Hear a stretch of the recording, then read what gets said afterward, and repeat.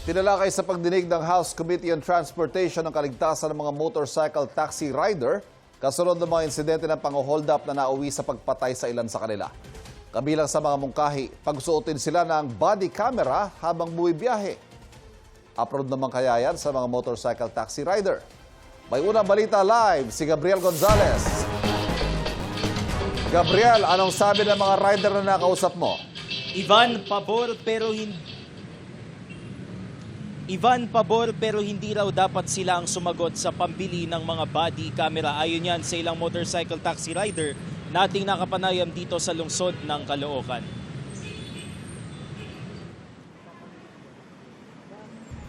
Dalawa ang anak ng motorcycle taxi rider na si Gerald Morada. Isang taon na siyang naghahanap buhay bilang motorcycle taxi rider.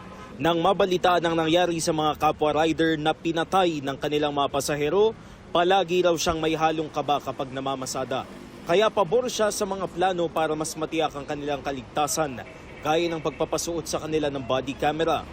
Okay po sa akin na magkaroon ng body cam para po for safety po namin, lalo po pag sa mga pasahero namin, lalo kung magkaroon po ng insidente, may record po. Lalo po pag panggabi po ako, mahirap na po magtiwala. Sa pagdinig ng House Transportation Committee kahapon, napag-usapan ng ilang hakbang para mas matiyak ang kaligtasan ng mga pasahero at riders, kabilang ang police visibility, pagsusuot ng body cameras, user verification at insurance. Binigyang diin ng Highway Patrol Group o HPG ang kahalagahan ng intelligence operations at police visibility. Ayon kay One Rider Party List Representative Rog Gutierrez, may mga tukoy ng mga lugar na mapanganib kaya dapat mas proactive ang aksyon ng pamahalaan. Mungkahi ng HPG magsuot ng body camera ang mga rider at ang operator o ride-hailing company ang mag-provide nito. Kung kaya pong i-provide ng kanilang operator na may body cam din. Para malaking bagay po yun, sir, na deterrent sa na alam natin na lahat ng riders, meron siyang monitoring ng camera.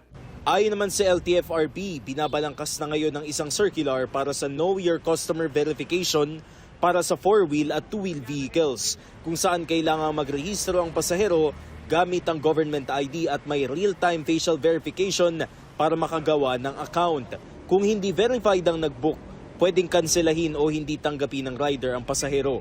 Pabor naman ng iba pang rider sa mga panukala kasama na ang pagsusuot ng body camera. Pero sana raw hindi sila ang sasagot sa gastos nito. Ako sa akin payag ako kasi para sa amin yun, safety rin namin. At tanong nga lang kung sino magpo-provide kami o yung mga platform, mga may-ari ng mga kumpanya. Okay lang basta di kami gagastos. Baba na nga ng pera Mahal pa ng gas. Mahal pa yung body cam. So yung mga 5K din yun.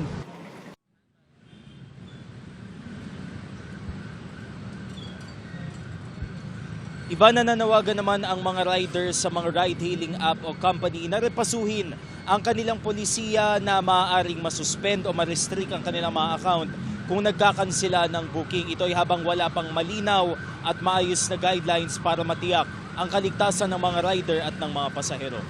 At yan ang unang balita mula rito sa Caloocan. Gabriel Gonzalez, GMA News.